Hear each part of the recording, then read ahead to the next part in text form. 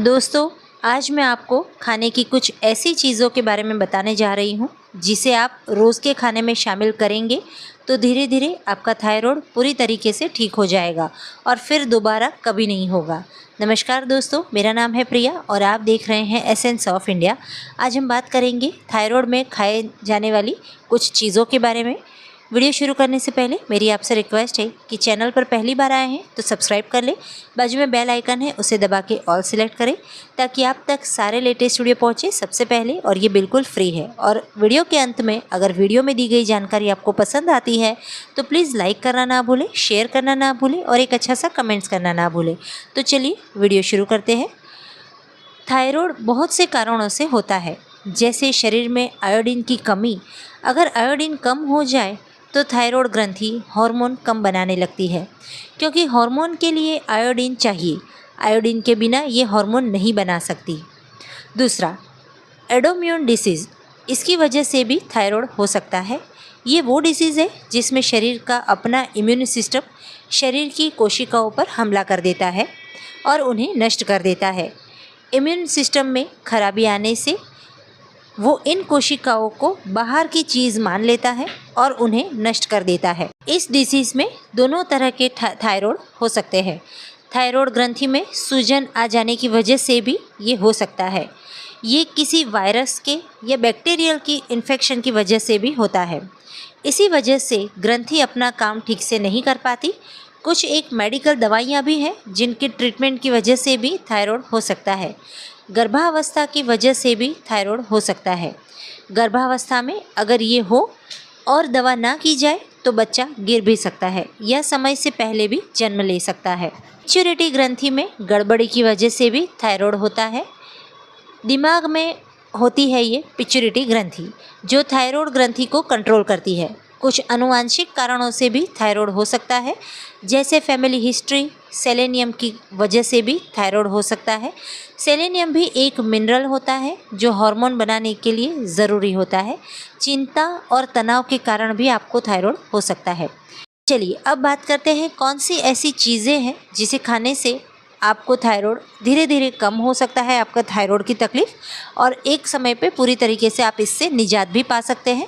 और अगर आप इसे कंटिन्यू लाइफ टाइम अगर खाते रहेंगे तो आपको ज़िंदगी में दोबारा कभी भी थायराइड की प्रॉब्लम नहीं होगी। तो सबसे पहले एलोवेरा जूस।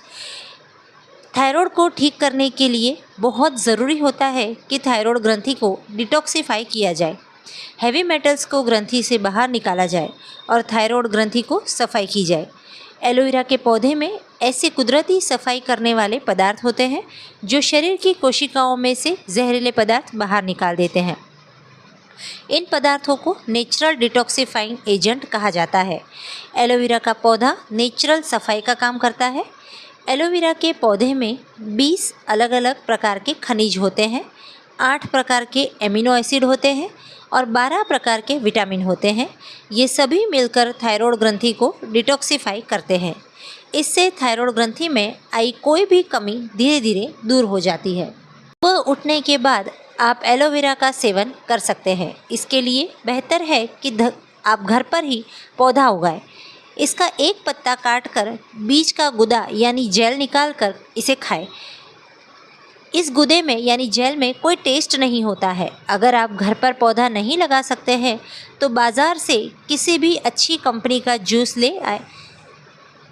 ले और 15 से 20 ml सुबह खाली पेट पानी के साथ मिलाकर लेने से धीरे धीरे थायराइड ग्रंथि नेचुरल तरीके से काम करना शुरू कर देगी। दूसरा, अलसी, जिसे फ्लैक्स सीड्स भी कहते हैं।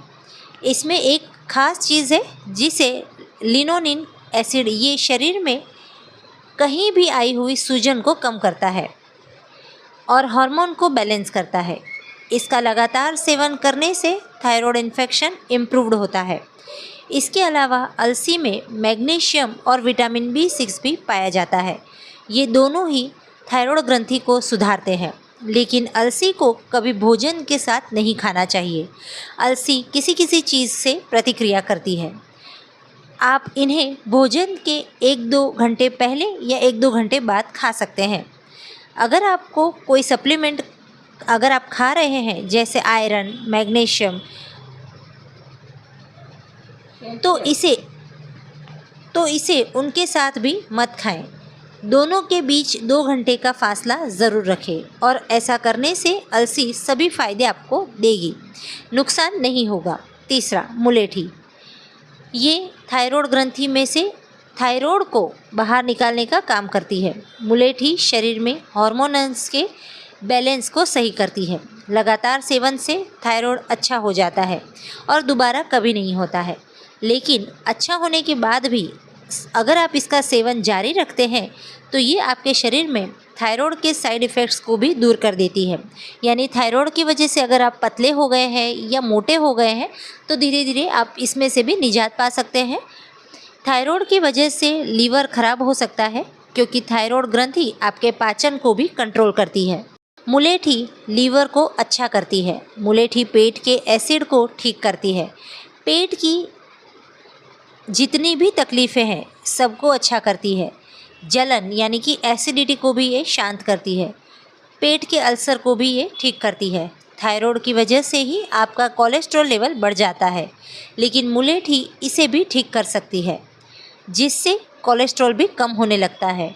मुलेठी वायरल और बैक्टीरियल इन्फेक्शन भी ठीक कर सकती है। वीडियो की शुरुआत में मैंने आपको बताया था कि वायरल और बैक्टीरियल इन्फेक्शन से भी आपको थायराइड हो सकता है। दिन में 2 बार मुलेठी का छोटा टुकड़ा मुंह में रखकर चबाएं। ऐसा करने से आपको वायरल या बैक्टीरियल के कारण भी अगर थायराइड हुआ है तो वो भी ठीक हो जाएगा। चौथा, अखरोट।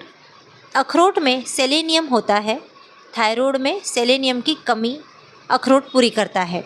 28 ग्राम अखरोट में 5 मिलीग्राम सेलेनियम होता है। दिन में कभी भी 1 मुट्ठी अखरोट ज़रूर खाएं। नींबू, ये विटामिन सी और एंटीऑक्सीडेंट से भरपूर होता है। ये भी थायराइड को कंट्रोल करता है। दूध, दही का सेवन ज़्यादा करें। आहार में कैल्शियम और विटामिन D3 युक्त पदार्थ खाएं। ज़्यादा फैट वाले पदार्थ ना खाएं, इसका बुरा प्रभाव पड़ता है। सोया उत्पादन यानी कि इसके अंदर जो सोया दूध, सोया सॉस, टोफू, सोया वड़ी, ये सब चीज़ें ना खाएं। हाई कैलोरी फूड से बचें। नारियल पानी पिएं। लहसुन, प्याज, टमाटर खूब खाएं। सूरजमुखी, कद्दू के बीज, अखरोट, बादाम, मूंगफली, ओमेगा 3 ज़रूर लें। तो ये थी कुछ ऐसी चीज़ें जिसको लेने से आप थायराइड से बच सकते हैं, या अगर आपको थायराइड हुआ है तो धीरे धीरे उससे आप निजात पा सकते हैं। वीडियो अगर आपको पसंद आया हो तो प्लीज़ लाइक करना ना भूलें, शेयर करना ना भूलें और एक कमेंट्स करना ना भूलें। मिलते हैं ऐसी कुछ नई जानकारियों के साथ, तब तक के लिए नमस्कार।